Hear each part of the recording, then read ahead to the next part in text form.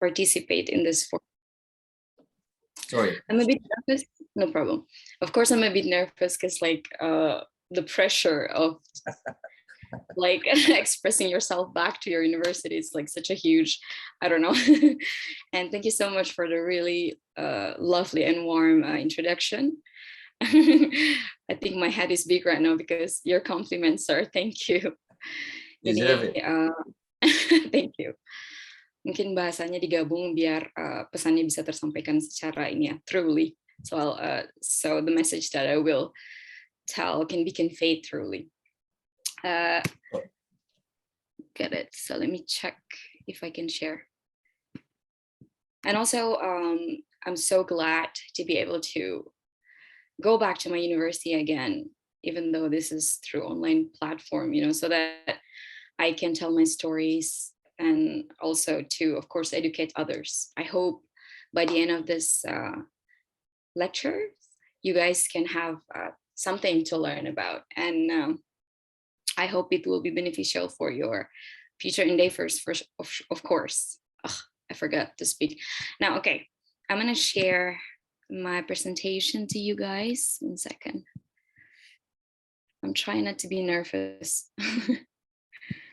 Okay. Let me check. Yes, can you guys see my presentation at the moment? Yes. Right. Yes, I can see. Yes, miss. Okay, thank you so much. As you can see from the title, well, let me make it. It's full screen, right? Yeah, it's full screen. Yeah, it's full screen. Yeah. Good, looking great. Yeah. You're working and studying in Turkiye. All right. I know you guys have just started your bachelor, and I'm going to be sharing information about pursuing a master's degree in Turkey. But I hope this will be, how can I say, helpful so that you can add list on your preparations if you guys are intending to pursue your master's degree. Jadi walaupun teman-teman sekalian atau adik-adik sekalian, saya menolak tua untuk persiapan siapa tahu ingin melanjutkan pendidikan S2 di luar negeri atau siapa tahu mau ke Turki mungkin. So I'll give you some tips on how to work there or studying there. I hope you come to Turkey though, because I'm really happy staying here. And it's been 6 years I'm staying here, and I feel like I wanted to stay more because I'm so excited. Okay. You might notice I put Turkiye here instead of Turkey. Oh no, my screen. Do you know, does anybody know? I would like to ask. So this forum can be interactive thing. I want to ask first. Kalian tahu tidak kenapa saya tulis Turkiye instead of Turkey? Ada yang tahu? Is it okay for them to open the microphone, sir, or does it have to be? Yes. It's entirely up to you. You can make it as interactive as possible. Yeah, go ahead. Yeah. Jadi teman-teman sekalian tahu tidak kenapa ditulis Turkiye with U on the dative on top of the U? Tulisannya begitu dalam bahasa Turki, Miss. Yes, perfect. Fajrin, yeah. Thank you very much, Fajrin. That is actually true. It's the Turkish form of the word. Here. It's full screen, right? Yeah. So according to Mr. President, the word Turkiye represents and expresses the culture, civilization, and values of the Turkish nation in the best way. I know you guys have probably heard about Recep Tayyip Erdogan. We say the G, soft G. We don't say Erdogan. So yeah, that's Turkish in a nutshell. 1 second. Yeah. So, and also the other thing that this name of Turkey has been internationally recognized, the president insisted on changing the name because when people search Turkey on Google platform, the first thing that showed up on Google is the animal turkey. So the president wanted to change that because that has been a long-standing Anglicized version that was often confused people. Like when you talk about Turkey, of course people know the country of Turkey, but to change it in its original form, it will be, how can I say it, so that people can feel closer to Turkish civilizations, values, and Turkish nation. Also, next, moving to the next topic. Here, that's what the animal that I'm talking about. I'm sure you're familiar with it. Yeah, 1 second. Now, here's the outline of today. Well, I'm gonna ask again, I'm really sorry. It's shown as a full screen, right? Or not, my presentation? Kind of full screen, but it's sort of in the middle. Not like full screen, but well, we can see the details, I think. Yeah, right. Apologize for me for not being really good with technology, you guys. This is embarrassing. All right. Here's the outline that I'd like to of the topic today. All right, 1 second, let me check. Yeah. So the first one is teaching and studying in Turkey. And the second one, the ups and downs of working in Turkey, because as you know, I don't know if you guys have been staying for such a long time abroad. Mungkin ada teman-teman yang sudah pernah tinggal dan belajar di luar negeri. So you would have probably experienced some obstacles, you know, especially living in a country that is a lot different with your own country and is so far away. You don't know anybody and you don't speak the language. So it can be quite challenging. Also, the third one is tips and tricks to work and study in Turkiye. And the last one is Q&A. So I'll be really happy to answer any questions that you guys will ask, and I hope it can help you for sure. All right, next. So I came to Turkey in 2016 through ISAC. For those who haven't heard about ISAC, so it's an organization, youth leadership movement. It's an international youth-run, non-governmental and non-profit organization that provides young people with leadership development, cross-cultural internship, and volunteer exchange experiences. The organization focuses on empowering young people to make a progress social impact. So just a little bit of flashback.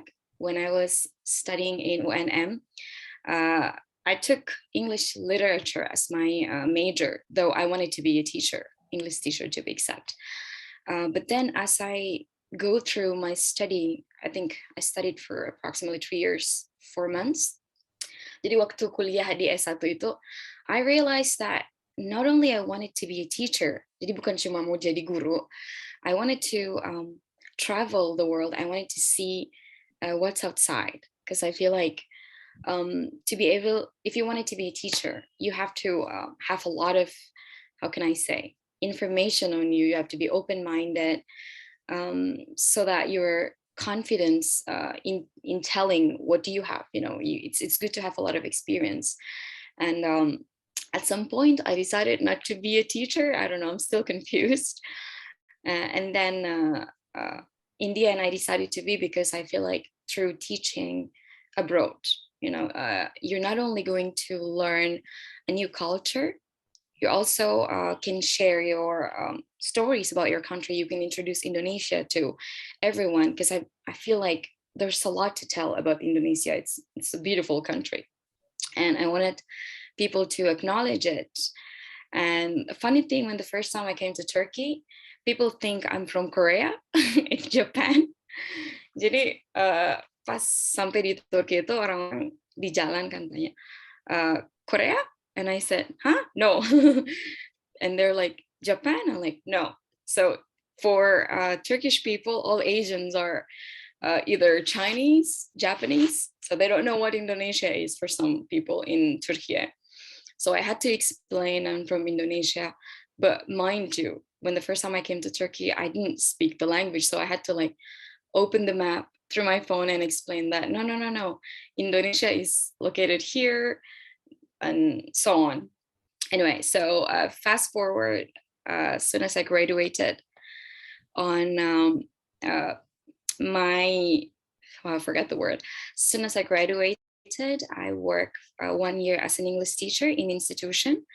It's called White House, but it's not available anymore right now due to the owner moved to another city, I guess. So I worked 1 year, and then I was introduced an ISEC community from my friend, because my friend has the same idea with me to travel and to be able to learn new culture in a country that is so far. So I joined ISEC, and then I chose Turkey. The reason I chose Turkey is because, I don't know, not this part yet.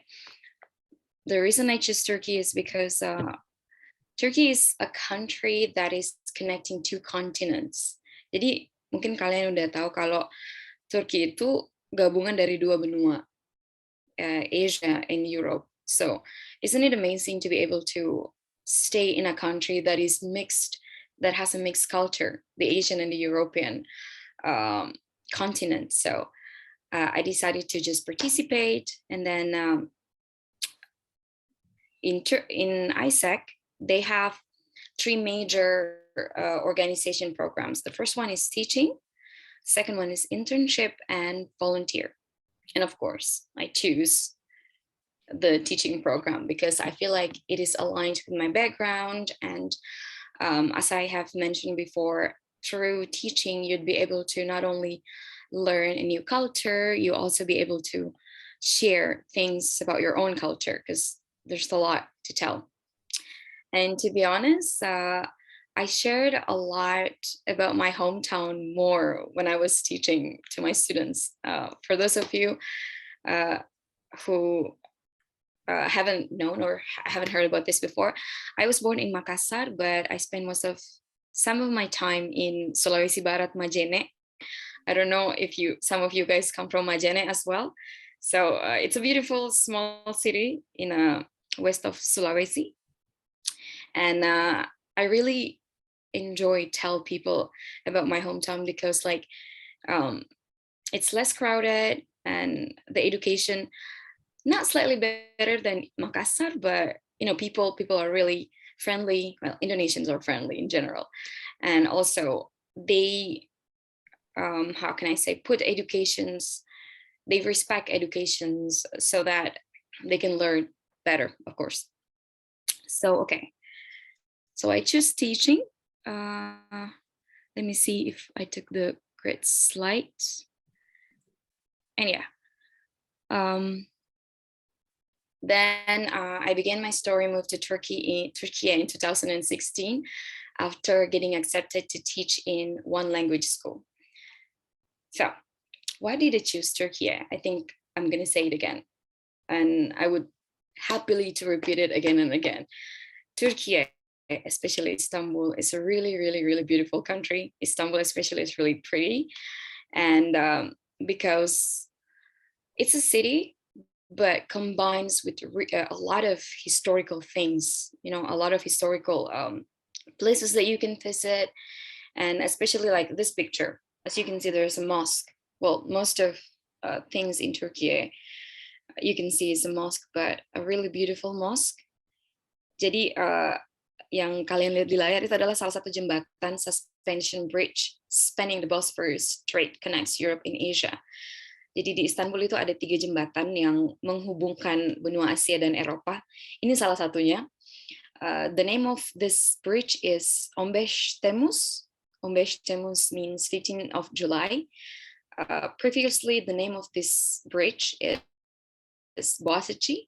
Jadi namanya itu diganti setelah ada military coup attempt in 2016. Oh ya, little bit story about that. Jadi pertama kali datang ke Turki 2016 itu sempat terjadi coup attempt. Jadi ada perang dan it was really scary because it was my first time coming to Turkey, and then I heard there's a war and there was, I think, guns and helicopters. It was really scary. I feel like so I called my mom thinking like, should I go home or should I stay? Because it's really dangerous, you know. And there was also the issue of terrorists attacked and sort of. But I was like, no, I just came here. I wanted to experience the country more. Yeah, I hope I'm not speaking too fast. Please let me know. Next. So, okay. This is the process of me getting accepted in Istanbul. Jadi proses saya diterima mengajar di Istanbul lewat ISEC itu memakan waktu sekitar 2 minggu, 1 month with the visa procedure. So the first thing was I talked to the ISEC representative and they helped me to build my CV. Jadi kalau kalian tertarik ikut ISEC, pertama-tama mereka itu mengajarkan tentang cara membuat CV yang menarik buat institution abroad. So the ISEC representative sent my CV. They helped me also how to add an important point just to basically sell myself abroad. And they sent my CV to the countries that I wanted to. At that time, I chose Turkiye because, as I said before, it's a beautiful country. Terus yang kedua, if the school or institutions interested with your CV, then they proceed to the next level with interview you and they will ask you to conduct a demo lesson. Jadi waktu itu sempat saya ingat pas diterima, terus di email tentang kontrak kerja dan benefits apa yang didapat, terus requirements dan juga apa namanya hal-hal yang harus dipersiapkan sebelum memulai mengajar. But before that, they asked me to conduct a demo lesson. That was the most scary part because I feel like, okay, what am I going to teach? Pastilah kalau pertama-tama mau mengajar di luar negeri, apalagi apa ya, pengalaman mengajar, my teaching experience was only 1 year. I was not fully confident with my own knowledge. So I feel like, oh my God. But then I get a lot of support from my family, also my friends. And that is a blessing, you know, get a lot of support from the people that you love. And I just feel like I want this so bad, so I just have to do my best. So I prepare my demo lesson. At that time, topik yang disuruh untuk ajar itu present perfect. But through online because I was still in Makassar at that time. Jadi demo lessonnya itu disampaikan disampaikan online karena saya masih di Makassar waktu itu. So I started with a game, ice breaking game. I played a game with 2 truths, 1 false. I don't know if you guys have ever heard about it. So I said 3 sentences and one of the sentence is incorrect. It's about myself. So the HR manager has to guess which one is correct and which one is incorrect. And it was really fun because before you start to teach, it is important to break the ice of the class, you know, so that you can ease the tension, especially if you are going to teach for the first time. Jadi kalau mengajar untuk pertama kali, bagusnya itu is breaking the ice untuk mencairkan suasana. Pasti you will feel like nervous, but you'll find short games just to get the attention of the students first.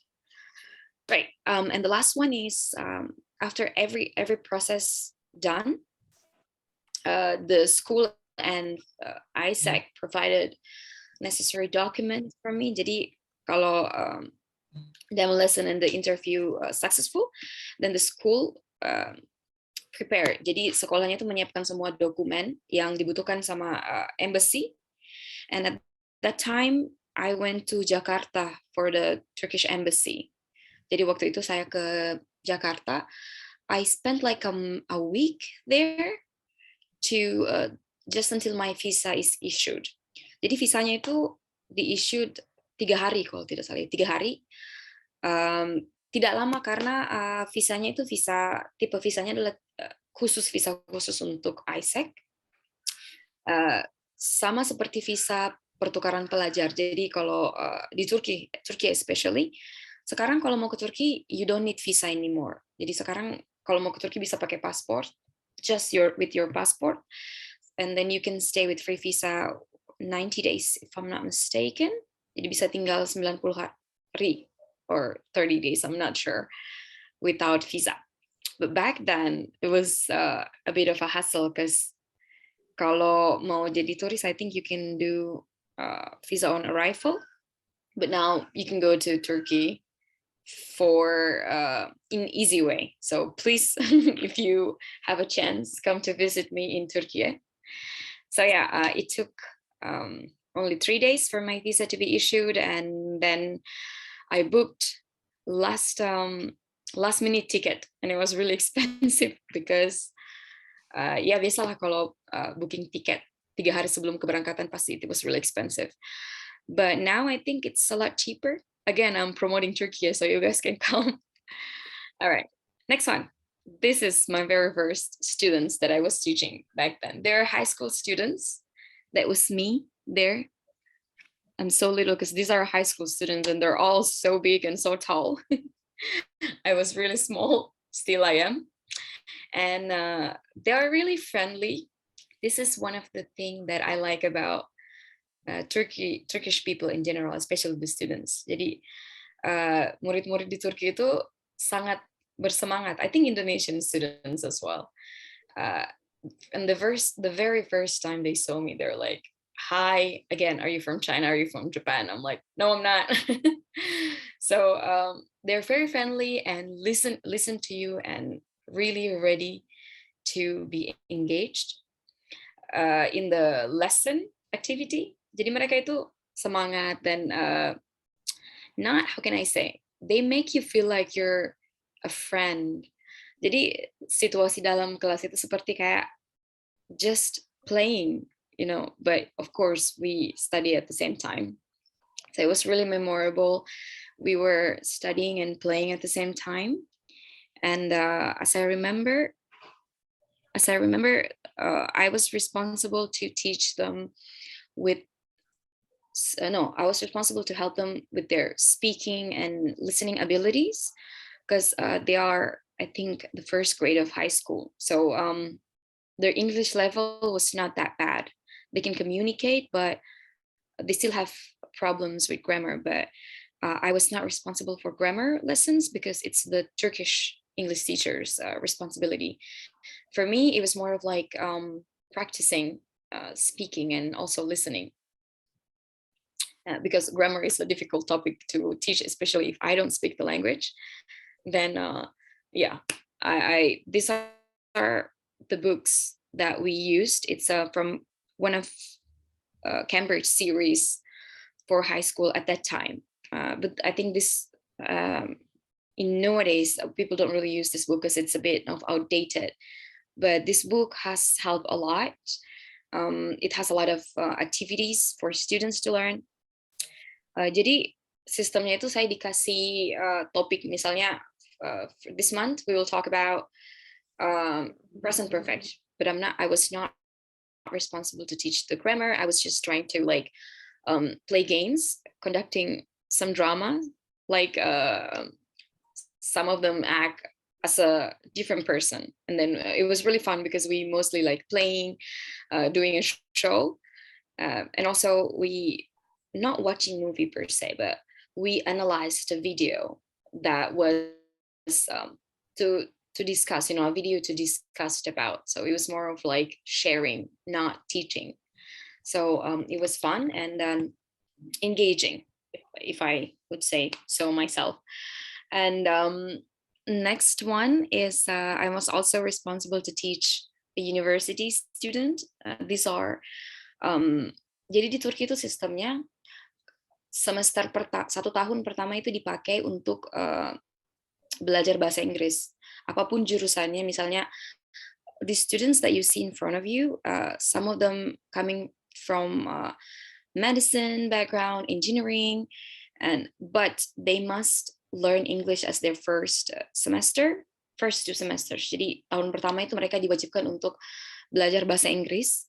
Jadi perkuliahan mereka itu baru dimulai setahun setelah belajar bahasa Inggris ini. Ini pun kalau mereka lulus tes bahasa Inggris setelah setahun itu.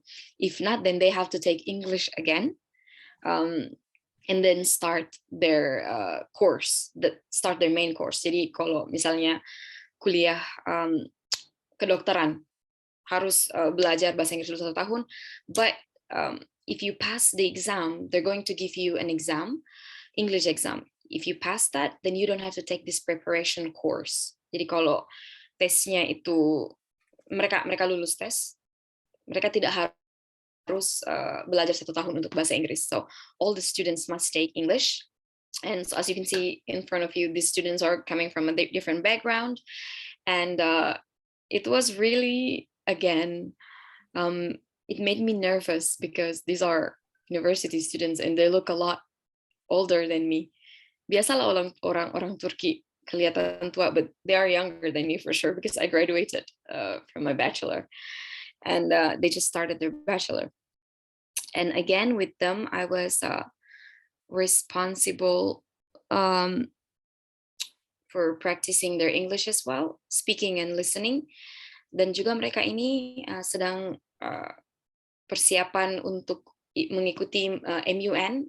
I know you guys have heard about it, Model United Nations. So we conduct a little bit of a discussion that is, again, preparing them for MUN. All right, next one. So wait, just a little bit story before I moved on to that. Jadi kontrak saya dengan Isaac itu cuma 1 tahun, so it lasted only 1 year. And then there was an option to, again, continue working with Isaac. So if you're interested and then you take 1 year of contract, you can extend it again. Kalau misalnya mau tinggal di negara tersebut dengan Isaac lagi, bisa diperpanjang kontraknya 1 tahun lagi. But at that time, I decided I wanted to, continue my journey independently.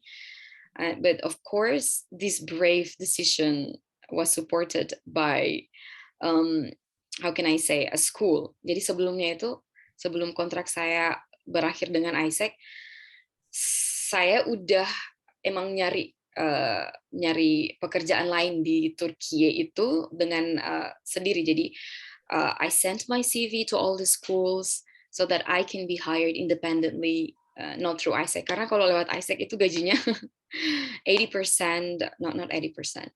20% of your salary goes to Isaac. So I was like, no, I want to take all my salary by myself. Why don't I just work independently? And then, so this school, it's called Deha College. I got accepted to work in this school. Jadi ini adalah sekolah SD di Istanbul. Mereka itu, at that time, they were looking for English teachers. So I applied and they accepted me and they offered me 3 years contract straight away. So I was like, wow, 3 years, that is like too much. Jadi mereka itu kontrak 3 tahun, tapi I said, why don't we just try 1 year first and then we'll see if things goes well and then maybe we can talk about extending the contract. Jadi I think for you guys, this is also very good tips. If you are applying for a job and I don't know the system in Indonesia though, I think they would want you to stay longer and there's no option for maybe just testing for 1 year and then let's see if things goes well. Tapi di Turki itu ada pilihan, I think 6 months or 1 year probation. Jadi bisa lihat kinerjanya dulu 6 bulan atau setahun. If things goes well, then both of you can decide to pursue for the continuation. But if not, then you can terminate the contract without any law that you break, if that makes sense. So yeah, those are my students. They're really cute and really energetic, really active. And in this school, I was responsible again to help them with their speaking and also with their listening.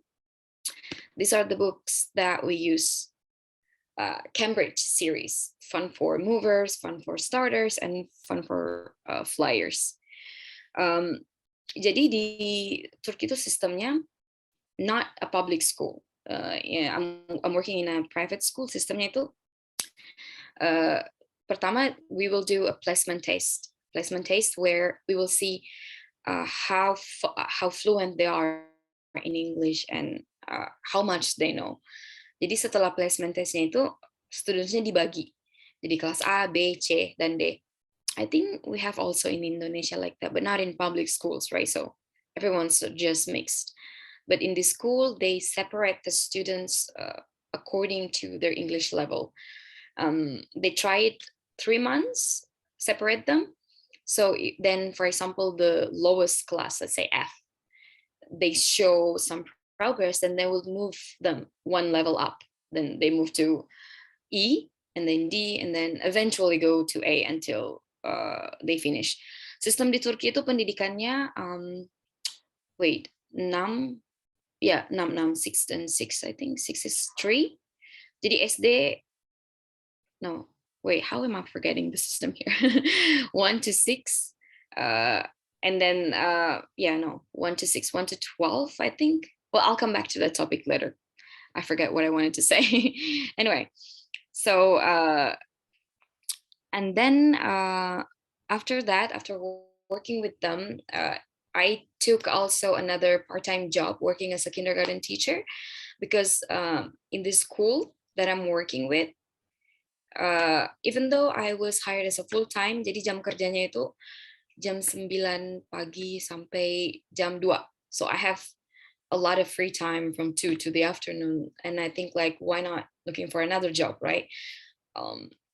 Because I feel like I wanted to experience more students. So I started my journey with kindergarten students.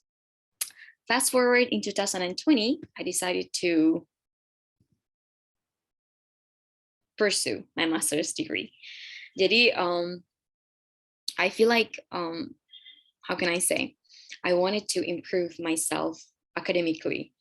If in the end, even though I still was not sure if teaching was my long-term goal, I still feel like, okay, why not just study, right? It's not gonna hurt to study. And I feel like also I need to improve my knowledge about how can I say, English in general. And I also wanted to experience technically being a student in Turkiye. So I applied in this university. My university is one of public university in Istanbul. It's Istanbul Aydın University. It's a non-profit and state recognized foundation university offering bachelor's, graduate, and doctorate programs. So I did not get scholarship from this school, this university. Tapi sekolah yang the place that I was working with, DH Collegi, they offered me 10% tuition waiver. So they helped me to pay my tuition because they also wanted, how can I say, they're really generous about teacher studying because, well, how can I say this in a nice way? Most schools in Turkiye, especially private schools, they tend to market the school as interesting as possible so that the kids can come to study. Me, for example, as one of the assets in the school, they will tell the parents that, oh, this teacher is from Indonesia and now she's pursuing her master's degree, so she will teach the students in the best way. So basically they're selling me to the parents so that the parents are interested more in enrolling to study in this in the school that I was teaching. So the school agreed to help me with my tuition. And then, yeah, I studied for around 2 years and I just actually graduated. And yeah, I'm working at the moment. Okay, next slide. is hell. Okay, we move on to the next outline, which is ups and downs in living in Turkey, specifically Istanbul, because I spent most of my time in Istanbul. Okay, the first one is language barrier. Oh my God, oh my God, oh my God. So before I came to Turkey, I did not know any single Turkish word. I was just being so excited, and I thought, like, why should I study Turkish? I don't need it, because I thought that people speak English anyway, but wrong. People in Turkey not really speaking English, to be honest. In Istanbul, it might, how can I say? English is not the language that is widely spoken, despite it being heavily populated by expatriates. Even though it's located, how can I say, in two continents, European and Asia, and there are a lot of tourists here and foreigners moving to Turkey to work and simply just, how can I study. Tapi orang-orang di sini tuh tidak banyak sekali yang tidak tahu bahasa Inggris. If I can say, I think we as Indonesian know more English than Turkish people. One of the reason I think they're not so interested in learning English, and also the education system is not educated enough for them. Jadi also they're really nationalist. They feel like, Turkish is enough for me. Jadi mereka itu sangat bangga dengan negara mereka dan bahasanya, apalagi mereka pikir, kalian kan datang ke sini, ngapain saya pakai bahasa Inggris, kalian pakai bahasa Turki dong. I mean, so it was like you don't need English here basically, but they need to, unfortunately. So the up part of this though, oh no, what is happening? Yeah, even though you don't really communicate with people, how can I say, nicely, but Turkish people are really, oh no, helpful. When the first time I came, I got lost because I wanted to travel around. Sempat tersesat, I think it was 3 hours, and I didn't have signal on my phone, so I did not know how to go home. I didn't even know where my house was. And then I was like, oh no, how did I go home? I don't have internet on my phone. So I just stopped in the street and I asked people, I said, hello, can you speak English? And of course they said no. And I said that I need to go home. I said home with my hand, and I don't know where's my house. And they're like, they're talking to their friends and talking to the taxi driver and the bus driver, they're really excited, and they're like, oh, look at this little girl, Chinese little girl. She got lost and she needs to go home. So they helped me. They booked a taxi for me, if I'm not mistaken. Taxi, or was it an Uber? A Uber, yeah. So they helped me with taxi and they took me to my house. I forgot how it was. I feel like I just showed them the way, like here, there, here, there. And then I got home after 2 hours circling. Oh my God. Please, you guys, before going abroad, know your house, because I got lost and I don't know where was I. And the next one is, yeah, Turkey is experiencing a really bad inflation at the moment. So lira has lost its value significantly, because Bapak Presiden itu prioritize exports over currency stability. Jadi inflation ini membuat 70% of cost living here more expensive. So it's kind of hard to survive, to be honest.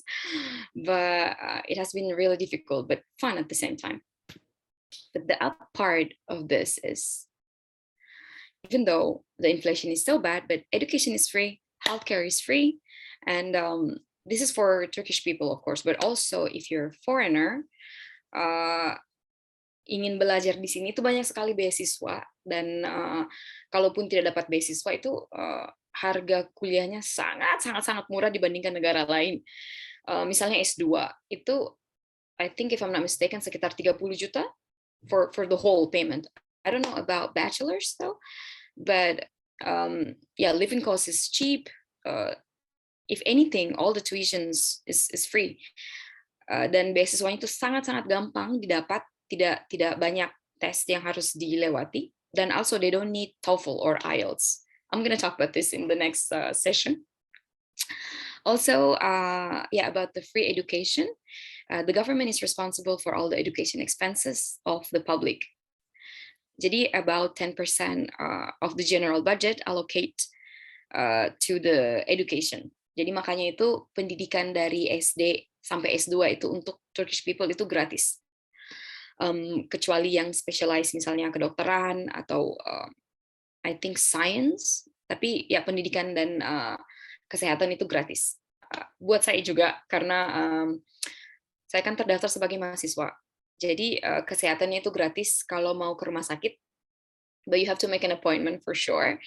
And ya namanya rumah sakit umum ya, pasti how can I say, it's not really helpful if you're really if you have a, how can I say, chronic disease. So it's better to go to private, and it's really expensive, so don't get ill. The next one is, this is the down part I wanted to tell, unfortunately. Jadi walaupun pendidikannya itu gratis, tapi sistem pendidikannya itu belum memadai, sayang sekali pemirsa. So I'm just going to narrow it down to the language education system. Jadi sistem pendidikannya itu masih berbasis menghafal, ya seperti kita di Indonesia lah kalau di sekolah umum ya. Jadi student itu dicekoki dengan grammar menghafal, dan mereka tuh harus selesai materi di waktu yang sudah ditentukan, tapi mereka tidak peduli apakah student itu mengerti, apakah student itu how can I say, able to speak English. No, they don't really care about that. All they care about is you memorize that words and you pass the exam and done, which is really bad if I do say so myself. Jadi ini kekurangannya adalah biarpun itu gratis, jadi pendidikannya belum terlalu bisa bersaing dengan negara Eropa lainnya. But hey, it's free, so who cares? Okay, the up part of it, oh my god, this is my favorite. Jadi kalau kalian punya kesempatan untuk belajar di Turki itu sebagai mahasiswa, there are many benefits you can get as a student. One of which I have to tell you is you will get 10 to 18%, 80% discount. Jadi kalau jadi mahasiswa di Turki itu banyak sekali diskon yang dikasih. Misalnya public transportations, misalnya itu ferry, kereta, bus, semuanya itu sangat-sangat murah. Misalnya saya bayar sekitar 80.000 untuk ada kartunya kan, untuk transportasi umum. 80.000 itu sudah unlimited. I sound like marketing right now, but yeah, I do market Turkiye. 80,000 rupiah, 80.000, jadi kartunya itu bisa dipakai tap di semua transportasi umum. Kapal, bus, train, and everything. Jadi kalau kalian bukan mahasiswa lagi, itu harganya bisa 3 kali lipat lebih mahal dari mahasiswa. And one of also my favorite is kalau kalian mahasiswa itu dapat diskon ke bioskop, ke restoran, also di bookstore and shopping as well. I think Indonesia as well, yeah, no? But yeah, if you're a student, you get a lot of like interesting discounts. And my favorite one is that you get a museum card. Jadi kartu museumnya itu seharga 30.000, tapi bisa dipakai ke museum seluruh museum di Turki. Jadi tidak cuma di satu kota. Dan ini berlaku selama setahun kartu museumnya ini. So that was really interesting because I love visiting museums and I love to visit all the historical places. So it was like, oh my god, I love this country. So next down is this. Even though in Turkey the public transportation is really amazing, fast and clean, but of course some people decided to take their own private vehicles, cars. Di sini orang tidak terlalu banyak naik motor sih karena bahaya, dan ya lebih banyak orang naik mobil atau kendaraan umum. Yang naik motor itu pengantar delivery food. atau pizza delivery. Only that. The rest is professional motor bikers. The rest people don't really use motorcycle in Istanbul. So yeah, traffic in Istanbul has been rated as the worst in the world. So I thought Jakarta is the worst. No, Istanbul is the worst. And di sini juga itu yang parahnya, biarpun orang Turki sangat friendly, tapi di jalanan atau di, how can I say, in a transportation line, they're very aggressive, you know. So you will hear them shouting and fighting each other. And that's how I learned cursing in Turkish. That's how I learned bad words in Turkish, is from the street, because people are fighting over the traffic, which is really interesting. And next part about it is good wage. Yes. So if you're foreigners, jadi kalau kalian orang asing datang dan bekerja di Turki, gajinya itu, well, kalau kalian mengajar sebagai guru, gajinya itu 3 kali lipat di atas minimum wage of Turkish nationalist. So this caused some problem because Turkish people can get jealous, especially my fellow Turkish friends in a school when I was teaching. They feel like, you're not a native speaker. Why are you valued more than I am? We also come from the country who do not use English as our language. And I'm like, hey, don't blame me. It's your government, right? So we get paid 3,000 higher than the local, but because of the inflation, it doesn't matter anymore. Anyway, next one is, okay. We have come to the last outline. I hope you're not tired of hearing me talking because I'm tired hearing myself. This is tips and tricks of studying and working in Turkey. Of course, you can start with Isaac. Here's the link. I think I'll provide it later in the chat box if you want. Jadi Isaac yang di Makassar itu adanya di Unhas kalau tidak salah. But you don't have to go to Unhas to apply. You can apply it online. And you can check their Instagram page. Isaac itu salah satu, how can I say, organisasi yang cepat dan tidak terlalu rumit if you guys want to go abroad for not studying but for working in a short term. Jadi banyak negara yang bekerja sama dengan Isaac.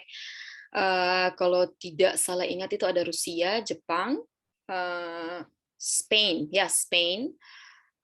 What else? There's many, but of course not United States, because why would you go to United States through Isaac, right? And the next one is applying independently. Jadi before finishing my contract, saya itu buka, this is how I did it. I opened Google and I write schools in Turkey. And then it will show a lot of schools, list of schools, right? And then you open their website and then check out the contacts list, and then you will send your CV. So imagine you open, there are like 20 or 50 schools. Just send your CV to all of them, and if you're lucky, you can get called. You know, most of times you will get called if your CV is interesting. So it's really important to build a really good CV. You can also ask me about, I'll give you tips on how to make an interesting CV, and also agencies on Facebook groups. Jadi I don't know if you guys are still using Facebook, but it is really helpful if you guys studying abroad, karena lewat Facebook itu ada beberapa grup for expatriates, for students all over the world. Jadi salah satu grup yang saya offer for you guys is this group. It's called Green List Teaching in Istanbul. Jadi grup ini itu consists of foreign teachers all over the world who is currently teaching in Turkiye or Istanbul. Jadi lewat agensi grup ini itu banyak sekali, how can I say, there are many agencies looking for teacher, actively recruiting. So I'm sorry, I'm burping. Actively recruiting for teachers. So if you guys join this group, and you can see the post that what are requirements to apply. You don't have to be in Turkey for applying, but when you get accepted after the video call interview, then you can go to Turkey, of course. And the last but not least one is applying a scholarship this scholarship is one of, how can I say, easiest and not many requirements added, not many requirements that you have to do. Jadi Turkiye scholarship itu scholarship dari pemerintah Turki untuk mahasiswa yang berasal dari negara yang listed. Jadi tidak semua negara yang ditawari scholarship ini, tapi thank God Indonesia is one of it. Jadi beasiswa ini itu bisa S1, S2, dan S3. Dan paling bagusnya lagi, kalian tidak harus submit how can I say, language proficiency. So no IELTS, no TOEFL. You basically just have to write an essay of why are you the best candidate and why are you the candidate who is fit in this scholarship. Dan paling penting lagi, untuk menulis esainya itu tidak harus pakai bahasa Inggris, jadi bisa pakai bahasa Indonesia. So you can like express yourself in the best way. So you guys please check this website if you wanted to study in Turkiye. And beasiswa ini tuh menawarkan tidak cuma uang bulanan, juga menawarkan tempat tinggal untuk mahasiswa. Then again, if you're students, you can get a lot of benefits in here. So I think that's pretty much all I wanted to say. Let me check my notes. Yes.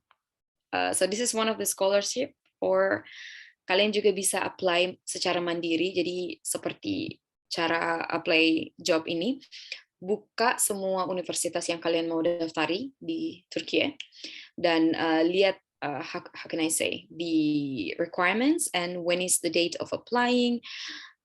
Kalau kalian mau apply sendiri itu biayanya sangat murah, dan kalau sekarang I think uang rupiah itu lebih tinggi daripada lira. So you guys just please consider to move to Turkey and study. Yeah, living cost is cheap. Also, studying is really cheap, and you'll get a lot of benefits. And I think that's all.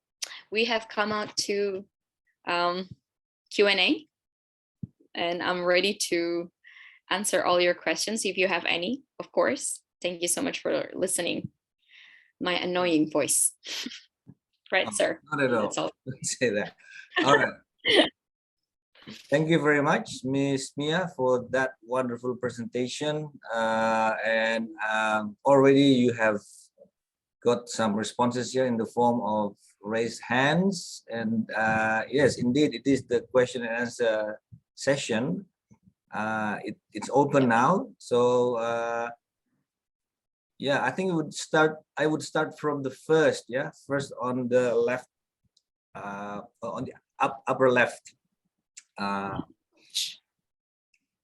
screen, yeah. Fitra Ramadan is first, yeah. Go ahead, Fitra. You can start. After that, it's Tur Fadila, Dwi Putri, Nur Aisyah, Najwa, Muhammad Akbar, and so on and so on. And I will have it until now it's 2:29. I think we can have it until 3 o'clock. Yeah. If Miss Miyah doesn't mind staying here for another half an hour for the Q&A, but if it's we can finish earlier, like 2:45, depending on the number of questions we have to address. And yeah, let's start. Fitra, go ahead. Oke, bismillahirrahmanirrahim. Baik, terima kasih untuk kesempatannya. Baiklah Kak, pertanyaan saya, bagaimana cara Kakak memanajemen waktu untuk bekerja atau belajar di Turki? Karena pastinya akan banyak hal yang dikerjakan juga di sana. Jadi bagaimana cara Kakak mengefisienkan beberapa hal yang mungkin akan dikerjakan atau sedang dikerjakan? Oke, terima kasih Kak. Oke, langsung saja mungkin dijawab, Miss Miyah. Okay, thank you very much. That's a really good question, Fitra. Yeah, time management. It's one of, how can I say, the enemy of people who are trying to multitask, try to study and work at the same time. So time management, oh my God, it's really hard. But thank God, seperti yang saya bilang tadi, sekolah saya itu kan dari jam 9 sampai jam 2. dan saya ambil part time sampai jam 5. Dan karena saya ambil S2, I study pursue my master's degree, so my classes are mostly in the evening. Jadi kelasnya itu start jam 7 malam, so I have time to rest 3 hours in my house. I'm typical of person who doesn't really like to stay at home. I like to go here and there. Jadi waktunya bisa, how can I say? It's okay to manage my time. I was not overwhelmed. Jadi paginya itu kerja dan malam kuliah. Yeah, that's a really good question. Thank you. Next. Okay, next. Nur Fadila. Nur Fadila Abdullah. Yes, sir. So personally, thanks for the opportunity, and of course, thank you so much for Miss Miyah for such an amazing presentation. And sorry, well, I think this is my favorite presentation so far. So yeah, my question is, did you get shock culture when you just get there? So I'm sorry, shocking culture, right? You're talking about Is it shock about culture. culture shock? Oh yeah. Oh. I'm sorry. What was the Could you question about? Sorry. Um, I'm sorry, Nur Fadila. Would you mind repeating your question? So my question is did you get any shock culture when you just get there? Culture shock. Shock culture.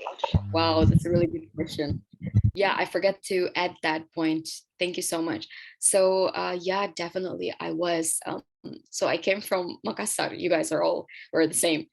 To me, first, of course, the language barrier, but because Istanbul is a secular city, so you would see mixture of people being so religious, but also so open at the same time.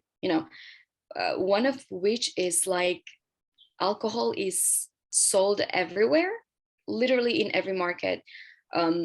It's you would see more alcohol than cigarette.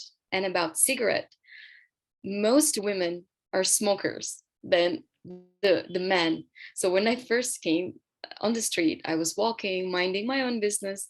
There's this one girl stopping me and say, "Do you have a lighter?" And I'm like, "What?" No, sorry. And she was like, "You're not smoking?" I'm like, "No, I'm not smoking." And also in my working places, mostly women are smoking. Doesn't matter if they're pregnant, if they're how can I say, having a condition, they would smoke it all the way. So that was one of the thing that I was shocked. And also about dogs and cats. Oh my God, in Istanbul is full of these animals. So I think okay, this is going to be a sensitive topic to talk about, I know. But in terms of religion, I think we're not allowed, as a Muslim, we're not allowed to pet a dog, right? But here, Muslims or not Muslims, dogs are always in the house or outside. Everybody can pet a dog. So it was a shocking for me, but yeah, I managed. Thank you, Nur Fadila. Okay. Next, Dwi Putri Masyara. I wanna ask, what are the things that must be prepared before we get starting for ASIC? I'm so sorry. Can you say again? What are the things that must be prepared before we get starting for ASIC? Okay, yeah, that's a really good question as well. So ISEC program is for student who is on the semester that you don't really study intensively anymore. Jadi mungkin untuk kalian bisa daftar starting kalau sudah mengurus skripsi. Jadi so you're not studying again on a, how can I say, classes anymore. Atau fresh graduate. Jadi fresh, it means it's really easy. You don't need to even have an experience. But of course, some institution that you're going to apply probably require an experience. Tapi sejauh ini itu sangat tidak dibutuhkan banyak requirements. Apalagi organisasinya itu membantu kalian untuk CV building atau what to say and what to expect from the recruiter. So it's, you know what, it's really easy, not much of experience. It's good if you have, but if you don't also, it's fine. Yeah, not many requirements needed. Okay. Yes. Okay. Who's next? Nur Aisyah. Nur Aisyah. Ya, Sir. Terima kasih atas kesempatannya. Saya di sini mau bertanya, bagaimana cara kakak menyesuaikan diri dengan lingkungan di Turki, entah itu orang-orangnya atau kehidupan di sana? Terima kasih. Terima kasih Nur Aisyah. Pertanyaannya juga bagus. As I mentioned before, Turkish people are extremely friendly. So it didn't take a lot of time to how can I say, adjust myself. Karena biarpun saya, even though I experienced some culture shock at the very beginning, but people are just so honest, so genuine, you know. Sepertilah kita di Indonesia kalau lihat orang asing, especially bule, pasti kita kayak mau ngobrol sama mereka, mau membantu, apalagi kalau mereka tersesat di jalan, right? We help them and we don't like expect anything in return. Like literally the same in Turkey, people are so warm dan mereka itu tidak canggung untuk mengundang kalian datang ke rumah mereka untuk sekedar makan atau sekedar cerita-cerita. So you will get a lot of friends here and you will feel like home, especially if you're a student. The elderly here are so interested to listen to your story and even interested to take you as their, I don't know, their family, you know, if you're interested on a Turkish suppose. Right, that's funny topic to talk about. Thank you. So it didn't take much time to adjust. Yes. Okay. Another question?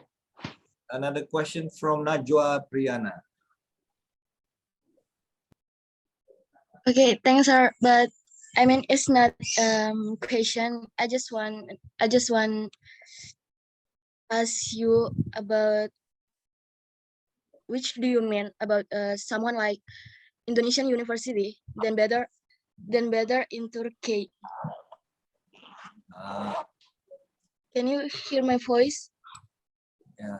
So Yeah. one is better, universities in Indonesia or in Turkey? Turkiye.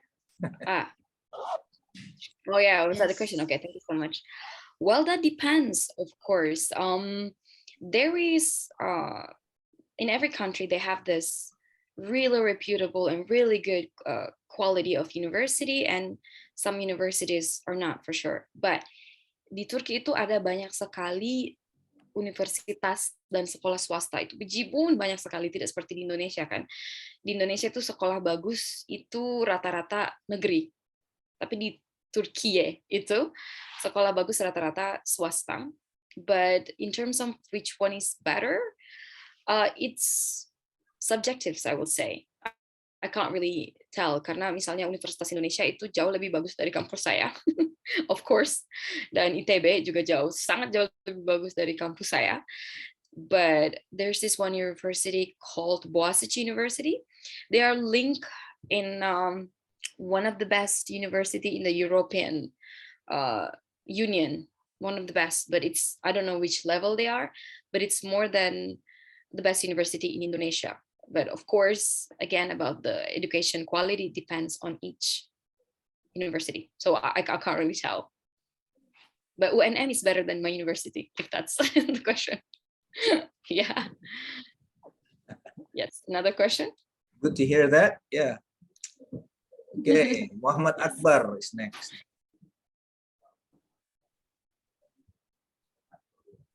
Akbar. Akbar belum siap kayaknya. Febrianus Matumono.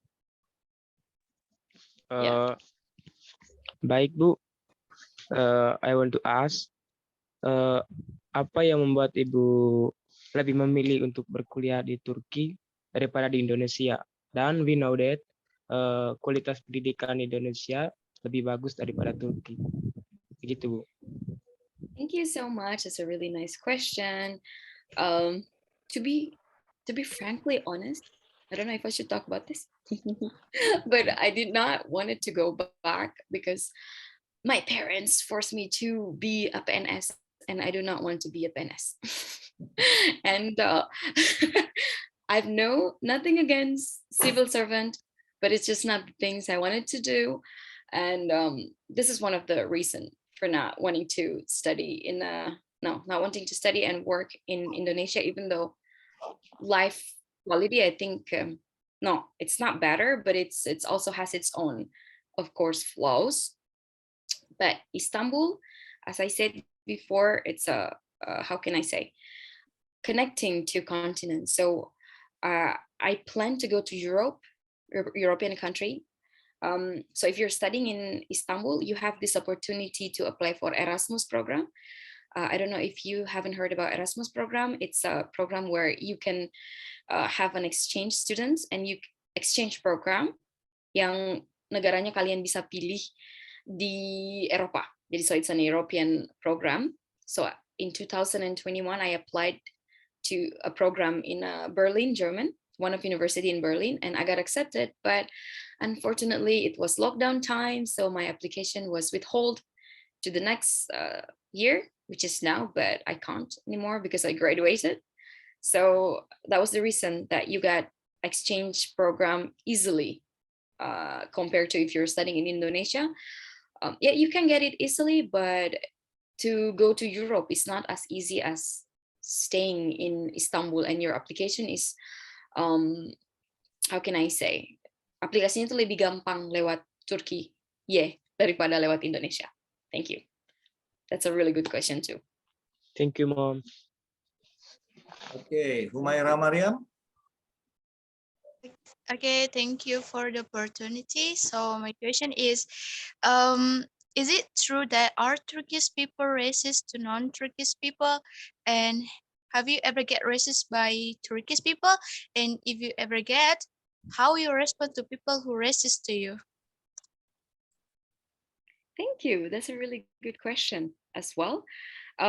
Turkish people in general are literally not racist. They accept, like we are, you know, in Indonesia, if we see, let's say, a different race, considerably, let's say, Black race, we don't do anything to them. We, as Indonesian, you know, some of you probably make fun of them, but in a fun way, not in a harmful way, make jokes. Turkish people like that as well. They would never, how can I say, verbally or physically abuse anybody who is different than them. But what I wanted to say is, like, they have, some of them are kind of close-minded in a way of, let's say, oh, Chinese people like this.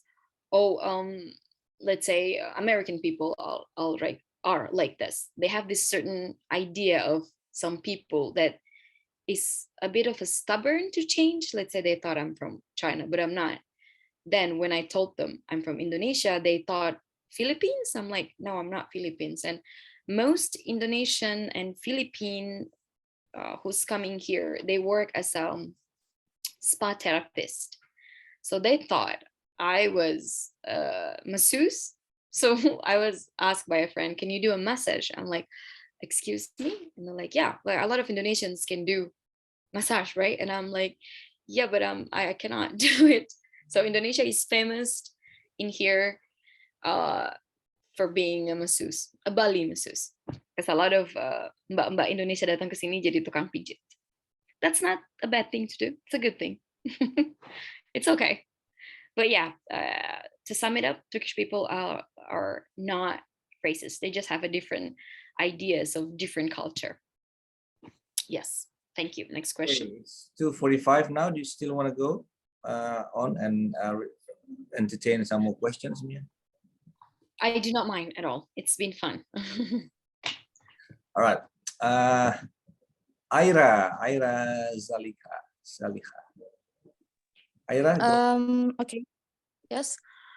So you talked about your teaching experience earlier. So I was curious, as an future aspiring teacher, I hope so, how do you maintain a good relationship with your students?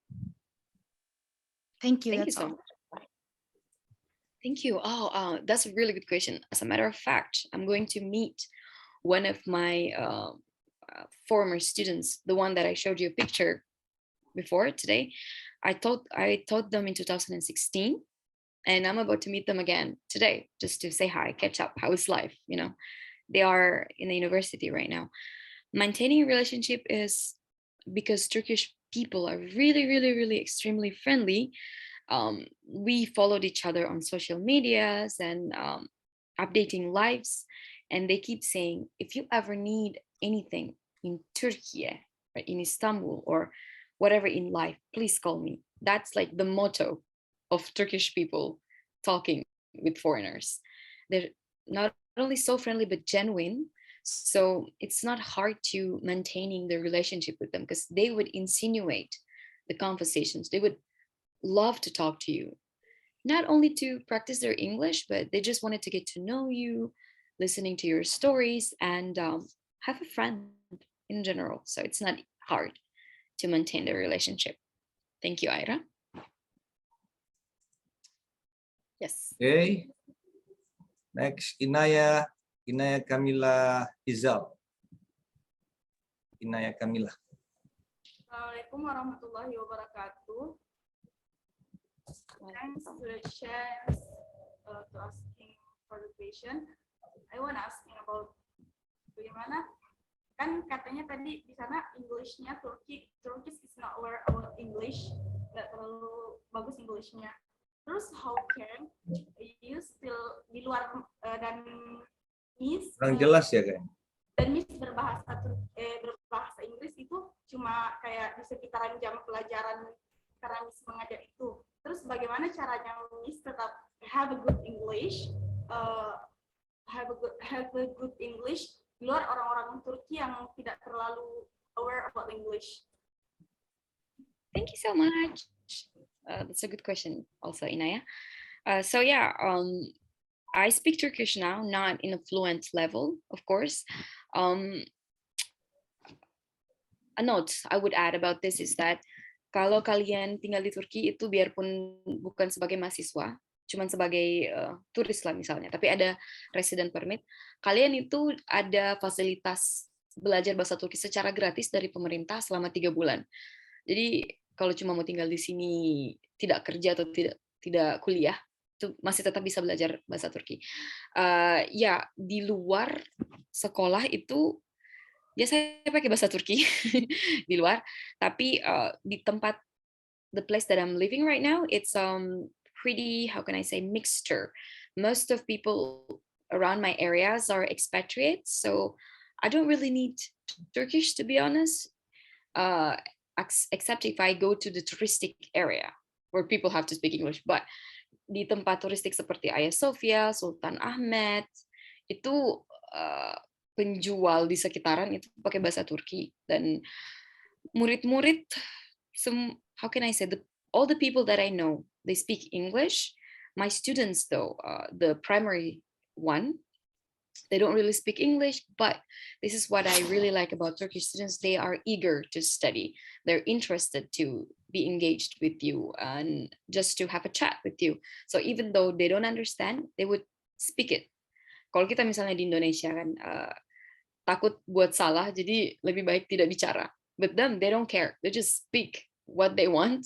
They will laugh themselves off, of course, but they would just speak it. So it's not hard to communicate with them because through hands gesture, phone, they would just really friendly and interested to talk with you. So language, yeah, kind of a problem, but not much of a problem to stop your day to communicate with them. I hope it answers you. So thank you so much. Yeah. All right. Next question. Okay, next, Aisyah Aryani Nur Fatika. Thank you for the opportunity. I wanna ask, have you ever felt homesick and how did you handle it? Thank you so much. I think the only thing that makes me feel homesick was when it's winter. It was really cold. Jadi di sini tuh kalau musim salju, tenang sekali, tidak terlalu banyak suara kan. It kind of makes me miss seaside di Pantai Losari atau Pulau Kayangan. And also of course my family, and the thing that I miss the most is Indonesian food. apalagi coto Makassar. Di sini tidak ada coto Makassar, pemirsa.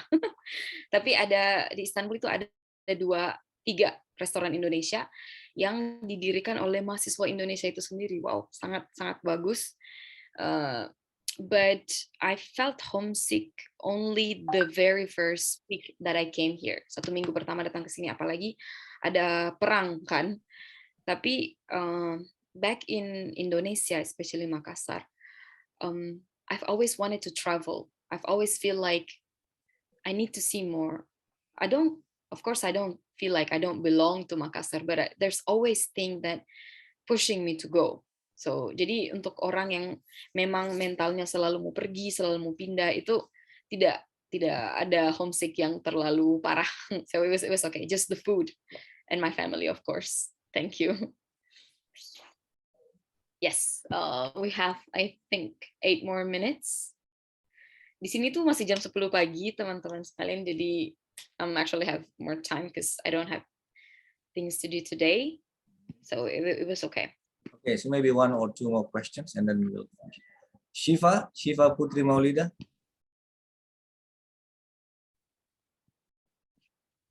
Hello, Shiva.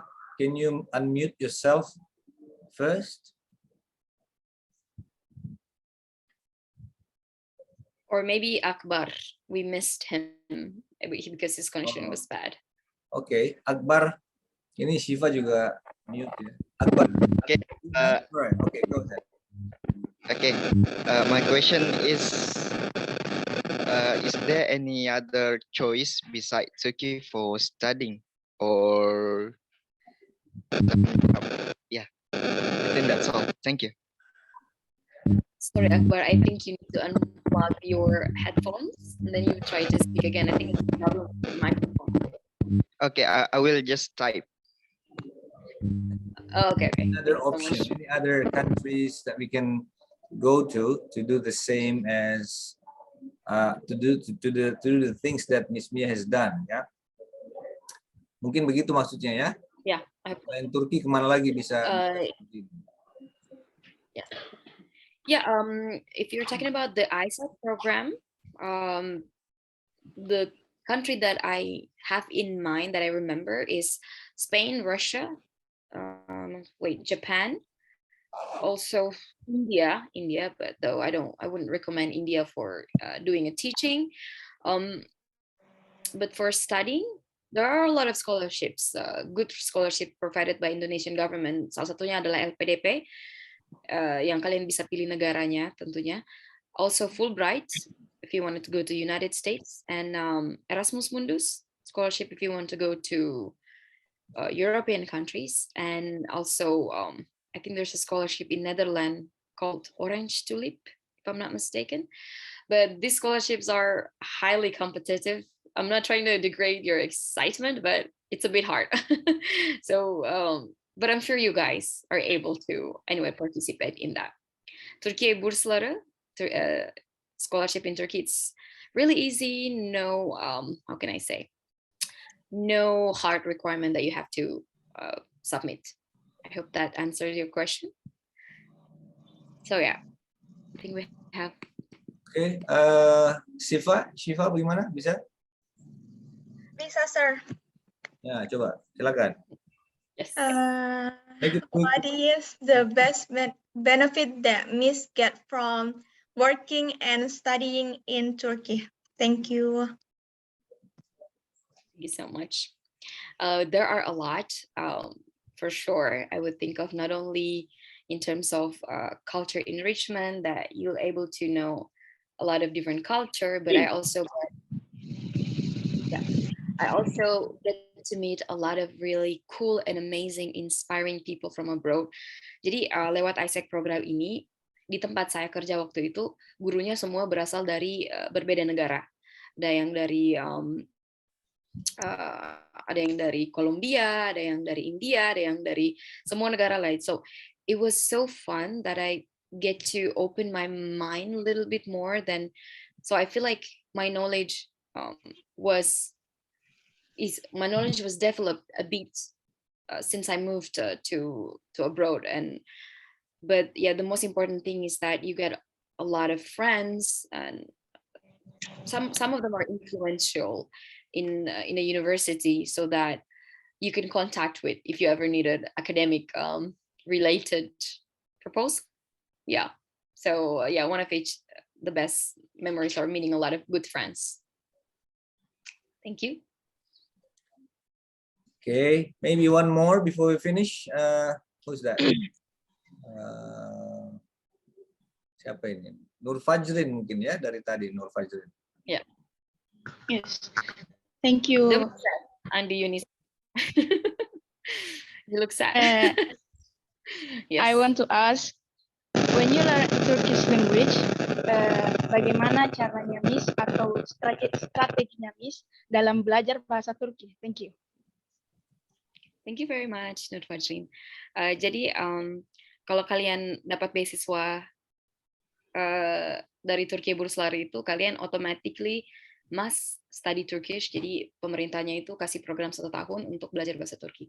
Tapi karena saya tidak mengambil program itu, dan jurusan yang saya ambil adalah yang relevan dengan jurusan saya, language literature, even though I focus more on linguistic itself, my university did not give me Turkish lessons. So I initiated to study by myself, joining this 3 months free course that the government gave. And I also watched a lot of Netflix series, Turkish Netflix series. And this is what I like the most is di Istanbul itu ada sangat banyak sekali organisasi yang didirikan oleh orang Turki itu sendiri atau expatriates, orang-orang asing. Salah satunya adalah Cultural Day atau volunteering. I joined them on the weekend. Salah satu program yang saya ikuti itu adalah what is it? I forgot the word. Pets, feeding homeless and stray animals on the street. You know, so this program kalian akan ketemu sangat banyak sekali orang Turki yang tidak bisa bahasa Inggris. Jadi mau tidak mau, kalau selalu bersosialisasi dengan mereka pasti secara tidak sengaja langsung juga bisa berbahasa seperti mereka. So my point is to socialize as much as you can. Don't forget to how can I say, watch a lot of movies related to the language that you're going to learn. And the most important thing is do not be afraid of making mistakes, because it's not your language. Even English, it's not your language, so it's okay to make mistakes. Just be brave. Don't think about the grammar. So yeah, that's it. Yes. I think it's 3 there already. You guys can still ask me questions if you wanted to outside this platform, of course. I'd love to answer most questions outside of this Zoom meeting. Thank you. Okay, so we have Andi Yunisma, Fira Amelia, and Ahmad Fauzi Ansani, and I'm sure there are other participants who still want to ask questions, but unfortunately, we are limited by time, and we understand that Ms. Miyah, of course, has appointments maybe or commitments right after this session. So on behalf of the Prodi and the faculty and the university here, Miyah, I would like to extend my huge thanks to you for your presentation, which has, I'm sure, inspired many, if not all, of the participants of this public lecture or Studium General. And thank you once again for accepting our invitation to deliver a talk event. This is something that money can't buy. And we don't have so much, sir. I'm enough money to pay Ms. Miyah for doing this service to her alma mater. And thank you is the only thing I can say to you, Miyah. And we hope you will be happy to join us in future events. Yeah, whenever you're available. So everyone, let me invite you to give Ms. Miyah a big applause from wherever you are. Right, and before we close the session, I would like to present Ms. Miyah with this. Thank you so much, sir. All right. I will send it to you as soon as possible. But this certificate has one problem. It doesn't have the number, the official number of document. Yeah. So I will get that as soon as possible before sending it to you. So from all of us here, once again, a big thank you. Okay. Thank you so much. Thank you, Fira. All right. Thank you. And Thank you so much. yeah, that marks the end of the session today, and also the end of the series of public lectures that we have had since Monday. This is a new tradition we are building here in the program study, and we hope to continue the tradition in coming years. Just for all the students here, the new students especially, I would like to inform you that tomorrow I will have a session with you. It's a Q&A session. You can ask anything you want about the Prodi and the courses that you're going to have in the first semester, and of course the other semesters in our Prodi. So I will see you here tomorrow, maybe around the same time, 1 o'clock. I will check I'll check my timetable, but I think it will be around 1 o'clock Makassar time tomorrow. So thank you once again, and see you soon. Assalamualaikum warahmatullahi wabarakatuh. Waalaikumsalam warahmatullahi wabarakatuh. Enjoy the rest. Waalaikumsalam warahmatullahi wabarakatuh. Thank you, ma'am. Thank you, ma'am. Have a nice day. Thank you, Miss Miyah. Have a great day.